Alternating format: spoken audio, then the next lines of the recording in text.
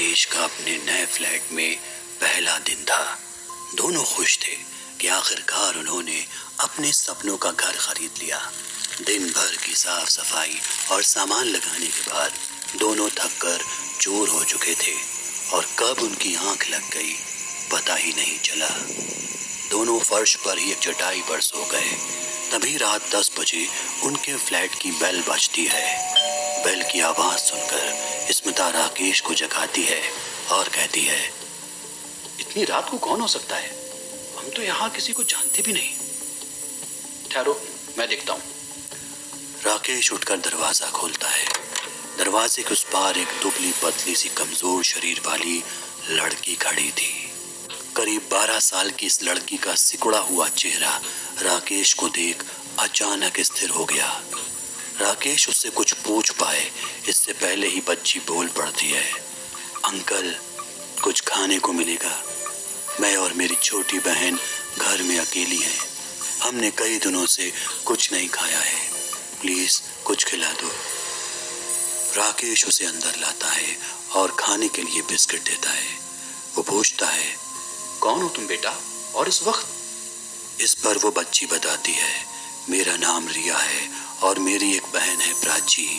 Mummy papa भी हैं लेकिन ऑफिस के काम के सिलसिले में बाहर हैं। मुझे बहुत डर लग रहा है। कुछ दिनों से मेरी बहन बहुत अजीब और गरीब हरकतें कर रही है। वो रात भर अकेली पूरे घर में घूमती रहती है। कभी दौड़ती है तो कभी उसके कमरे से सिसकियों की भयानक आवाजें आती हैं।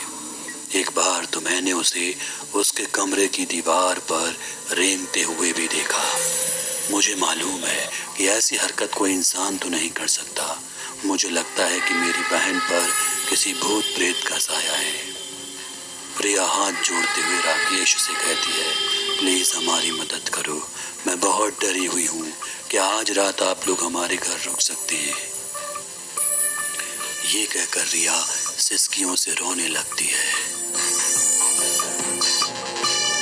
राकेश रिया को अंदर बुलाता है और स्मिता उससे भरोसा दिलाती है, डरो मत, आज रात मैं और राकेश तुम्हारे घर रुकेंगे।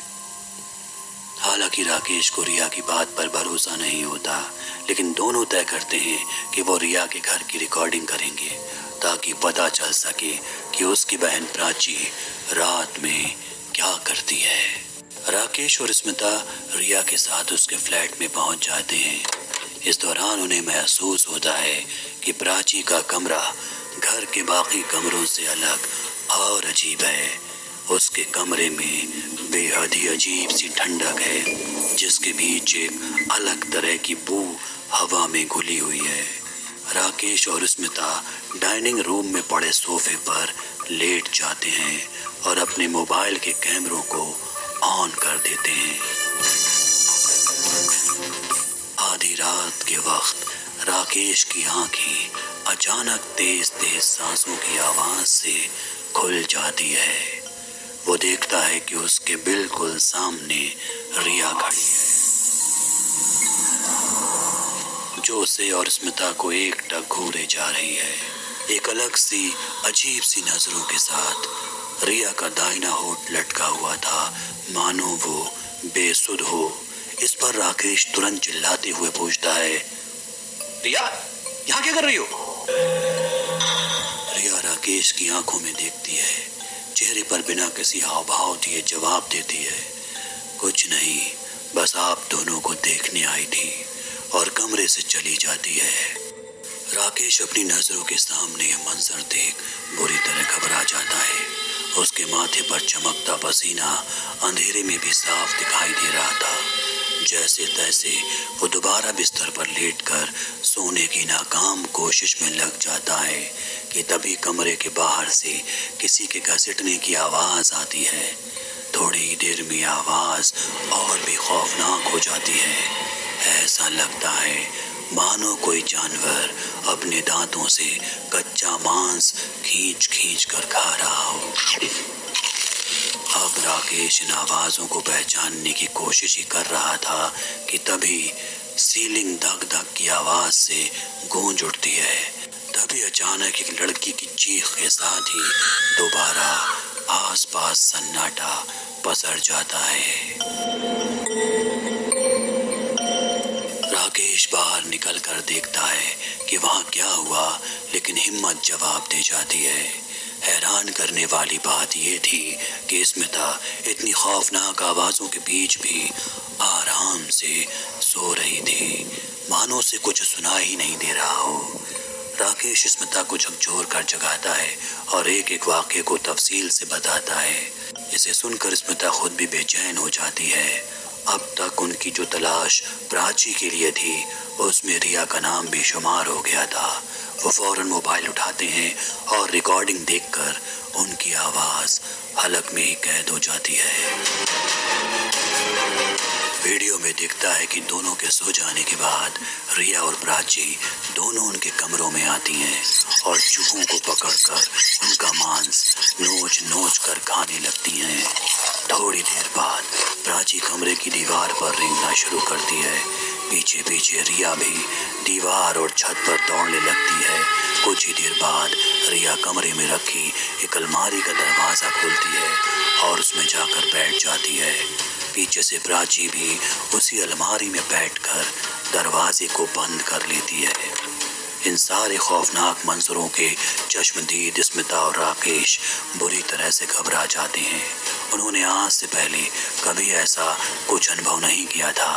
वो जैसे तैसे हिम्मत जुटाकर उसी अलमारी के करीब पहुंचते हैं और दरवाजे को खोलते हैं।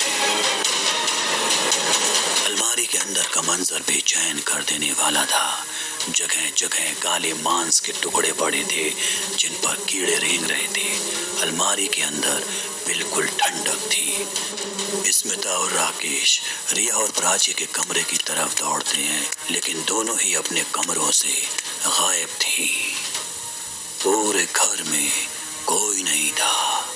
दोनों के जहन में बस अब एक ही सवाल था कि आखिर यहाँ हुआ क्या। सुबह हो चुकी थी। राकेश और स्मिता अपने फ्लैट में लौट आते हैं। करीब 1 घंटे बाद फिर बेल बजती है। राकेश दरवाजा खोलता है तो सामने ब्रोकर उस्मान खड़ा था। कैसे हैं सर जी? कैसी गुजरी रात? सब खैरियत तो है? उस्मान की बात को बीच में रोकते हुए राकेश ने सवाल किया। ये बगल वाले फ्लैट में कौन रहता है? अरे उसमें अब कोई नहीं रहता। करीब 4 सालों से खाली पड़ा है, बिकता भी नहीं है। बिकता नहीं है? क्यों? अरे इसके मालिक अब इस दुनिया में नहीं है। और उस्मान जो कहानी सुनाता है उससे राकेश हैरत में पड़ जाता है। दरअसल 2 बच्चियां होने की वजह से घर का मालिक अपनी पत्नी को बहुत मारता पीटता था। रोज रोज की लड़ाई झगड़ों से तंग आकर एक दिन उसकी पत्नी घर छोड़कर चली गई और बाप नशे में धुत रहने लगा। उसका मानना था कि इन लड़कियों की वजह से ही उसका घर बर्बाद हुआ। कई दिनों तक बच्चियों को फ्लैट में बंद करके चला जाता। बेचारी भूखी प्यासी कमरों में बंद रहती और चूहों को खा खा कर अपना पेट भरती। एक दिन वो बच्चियों को फ्लैट में बंद करके चला गया और शराब के नशे में एक ट्रक के नीचे आ गया और फिर कभी वापस नहीं लौटा। बच्चियां फ्लैट में कई दिनों तक बंद रही और भूख से तड़प तड़प कर दम तोड़ दिया। इसके बाद उस्मान राकेश से पूछता है, लेकिन आप ये सब क्यों पूछ रहे हैं? राकेश ये बात सुनकर एकदम सुन्न था। उसने जवाब दिया, नहीं कुछ नहीं, बस ऐसे ही पूछ रहा था।